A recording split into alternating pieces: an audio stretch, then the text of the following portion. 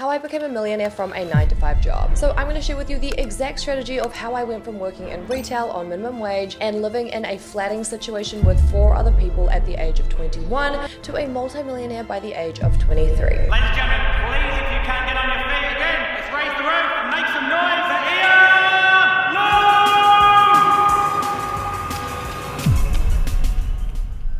So this strategy allowed me to sell millions of dollars worth of products out of my garage and out of my bedroom, and it's also why I get asked to speak at events all over the world. It is how I ended up landing my own TV show, and it has allowed me to build my dream home, have enough money and flexibility to travel every single year, allow me to take any random day off if I want to, and I will still be generating income without physically working. So you're probably wondering, why should you listen to me? So reason number 1, I literally came from nothing. My parents, they grew up really, really poor. My grandparents also grew up really, really poor, and they spent everything they had on my tuition for school. So I know firsthand what it's like to have nothing and also turn that into something. And anybody else can also do this following the same strategy as me. Reason number 2, I started a side hustle with just a few $1,000s, and that money was money that I'd saved up through high school and uni, and I was able to turn that money into $3.5 million in that first year. So I was actually only trying to make $300 a week. I thought to myself, if I could make $300 a week, that would be really, really helpful with my bills. But I accidentally figured out a strategy that works, and then I repeated that strategy for the next 10 years to start, grow, and sell several other 7- and 8-figure businesses. So does this strategy work with any type of business? It pretty much does. I mean, I started off by selling shapewear, and then I sold supplements, and then I sold gift boxes, and then I sold hair care, and I have also had a marketing agency. So I've done all the things. I now also run the largest women's business conference in New Zealand. I do online education, and I have made millions of dollars doing all of these. So now at the age of 30, I could retire if I wanted to, but I won't because I love teaching all of you guys. So we are going to cover all aspects involved in creating your dream life, and all you need to do is subscribe to this channel and just take one small step every single day. Now let's get into it. So step 1 in achieving your dream life. Now I want you to start off by setting an end goal, and also you need to be really honest with yourself. So be honest with what you actually want in life. How do you do that? And visualize the life that you want. So what does this life look like? Does it look like traveling around the world? Does it look like living at the beach? Does it look like building your dream home? Does it look like not having to worry about your bank account whenever you're buying stuff? I mean, that would be a dream. So the best way that you can cement your dreams is by manifesting or creating a vision board. So you can do this in your own way. We've all got different ways of doing things, and you can do this in your own way. You decide what it looks like. So you could create a Pinterest board or create a vision board on Canva and set that as your phone or your laptop screensaver, or you could even just choose to visualize this in your mind. You could even make a real life vision board using things like magazines. Just start pulling out those pages that have quotes, that have pictures, that have imagery of the things that you want to create. So this vision board is who you want to be in the future. Now, your vision board also really allows you to figure out what your dream life would actually look like. So once you've created this vision board, I want you then to take a look at where you are today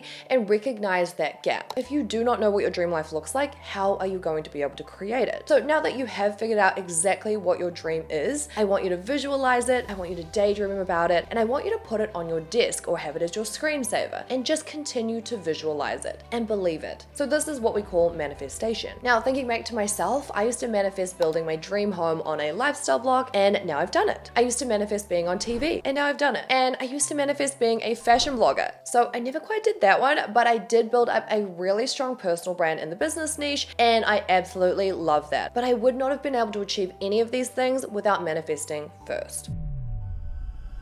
So step number 2 in achieving your dream life is mindset and taking action. Now, I'm sure you've heard all of this before, but this really is just the step-by-step process of what you need to succeed. You probably have a ton of great ideas in your mind, but you are stuck at the execution. This is so common. So the first step, the hardest step, so many people, they get stuck in the cycle of I need to learn more, which you do, and it is great to learn, But learning more means nothing unless you actually do at the same time. So as you watch my content, I want you to take notes, I want you to absorb the information, and I'm also going to give you practical steps and instructions of what to do so that you're not just listening, but you are actually doing. And my best recommendation is to pick one action every single day that you are going to do and that is going to contribute to your end goal. For example, if your goal is to start a thriving business, then day 1, I want you to research ideas on social media for 1 to 2 hours. Day 2, you are going to research product ideas on wholesale websites. And then day 3, you are going to set up a free trial on Shopify to play around on the website builder. And day 4, I want you to set up your social media accounts for your business. So by doing this, you are getting some momentum, and just doing it step by step, this is exactly how you will achieve your goal. So here is one final example. When I set up my gift box business, day 1, I had to come up with what I wanted to sell. So I brainstormed gift box ideas. Now, day 2, I set up a free Shopify website on the trial, and day 3, I set up the social media accounts and I started posting fun content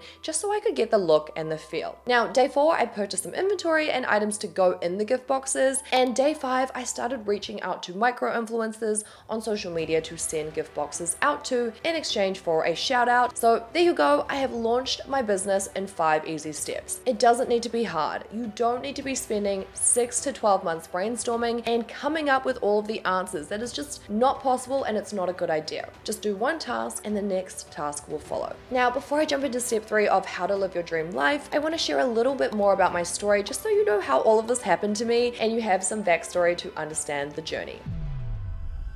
Now, I started off from really humble beginnings. My parents, they were both immigrants from China who both grew up really, really poor. And my parents, they came to New Zealand in their 20s. Now, throughout high school, I was buying and selling clothing on marketplaces to make some extra pocket money. And after school, I debated between doing a fine arts degree or a business degree at university. So here I am, choosing between being an artist or a businesswoman. And I ended up going with the business degree just because I wasn't really sure how I was going to make money in art. Now, this is where the story gets really good. So one day I stumbled upon this website called Nasty Gal. So it is not an adult website as the name would suggest, but Nasty Gal actually sold really trendy women's clothing. So this easily became my favorite place to shop. And then one day in the news, I saw an article that read, "Girl starts a $100 million clothing business at age 22 out of her bedroom." So this article was actually about Sophia Amoruso, the founder of my favorite clothing website at the time, Nasty Gal. And she had started her business by buying and selling clothing on eBay and ended up growing Nasty Gal into one of the fastest growing businesses in the USA at the time. So I thought to myself, if she could do it, why can't I? What's the difference between her and me? So I just graduated from uni, I had a part-time job in retail, and I was bringing home maybe $400 a week. So this $400, it really just helped to cover some of my bills, and I also used anything left over to funnel into my business. So I had a look at full-time jobs, but I could only find jobs paying around $50,000 for my experience as a uni graduate. And I kept thinking to myself, how am I going to be rich and successful on this $50K salary? So I was feeling very stuck at this point. And this might be a situation that you are in right now. How am I ever going to be financially free with only my 9-to-5 paycheck that I'm gonna have to work in until I'm 65? So I went on my annual trip to China that year to visit my grandparents, and I had a little bit of downtime while I was there. So now the best thing about downtime is that you have time to think and to daydream. If you are always busy doing things, you have no time to think. You've got no time to come up with incredible ideas. And over the years, I have realized that all of my best business ideas actually get thought up during these periods of downtime. Now, when I was in China, this is when I stumbled upon a product on Instagram that really grabbed my attention. So it was a waist trainer, which is a form of shapewear. I saw somebody on Instagram wearing it and she was based in the US. I purchased, and then I thought to myself, if I just purchased this product after seeing somebody wear this online on Instagram, I wonder if other people are going to shop in the same way that I just did. And then I thought there is no harm in buying a few samples and trying to sell them myself using the same marketing method that caused me to purchase. So without wasting any time, I found a wholesaler, I purchased a few units, I whipped up a website on Shopify under the free trial, set up social media accounts, and I did all the graphics on my own. So I just did them in, I think, like Word or Paint at the time. And I remember my sister telling me, this is such a weird product, Ia. This is such a weird product and no one is going to buy it. That's what she said to me. And that's very defeating, as you can imagine. I'm thinking, oh my goodness, I haven't even started and my sister's telling me it's not going to work. But I also thought, what do I have to lose? The setup cost is low, so why don't I just give it a try? Now, the worst case scenario is I just carry on life as it is. I go out and get that job paying $50,000 that I don't really like. And the best case scenario is that I could sell a few products every week on my website to help contribute to my bills, and my goal was to make $300 a week by selling 10 products at $30 each. That's all I wanted, $300 a week. So once the products arrived, I was trying out all sorts of things to grow this business, and I started to figure out what works and what doesn't. And once I did figure out what worked and doubled down on everything that did work, our orders just grew and grew and grew. So I went from selling 10 products a week to 10 products a day to 100 products a day to hundreds of products every single day. And in 18 months, we had sold over 100,000 units of shapewear to over 90 countries around the world. I remember shipping this order to the Cayman Islands and wondering how the heck they found my business from the other side of the world. So I continued to scale things up. I worked with larger and larger influencers. I put more budget towards our paid advertising, and we started doing 5K, 10K, 30K, 50K days. And it got to this point where I thought, who is the biggest personality in the world with the largest audience that I could work with to push this brand further? So I was on the hunt for macro influencers and celebrities that we could pay to endorse the brand. Now, one day I got a message from a celebrity talent agency. They actually approached me because they had seen us working with a lot of top tier influencers, and they sent me this list of celebrities that they manage and all of their fees. So I remember seeing Selena Gomez, Nicki Minaj, Kylie Jenner, Kendall Jenner, all of the Kardashians, and I just knew that Kylie Jenner, she was the one. So she had the look and the vibe and also really resonated with the brand. So I locked her in, paid approximately $300,000 for this one post on Instagram of her wearing my product, and that would also be shared to Facebook. So my goal to make $300 a week, I completely smashed that out of the park. And in that first year, I sold over $3.5 million worth of product. So for a 22-year-old at the time, I was only 22, that had come from a very ordinary family. It was very, very exciting, as you can imagine. And whilst I was making all of these sales online, I started to hire myself a small team, and I was still able to travel and manage this business from overseas. I went to Europe with my girlfriends, I went to Bali with my sister, and I would still go on holidays every single year. So I didn't miss out on anything. That is actually the best part of running an online business. I could take days off during the week, I could go on holiday, and I would still be generating those sales without physically working. And I just fell in love with the flexibility, this ability to work from anywhere in the world with an internet connection.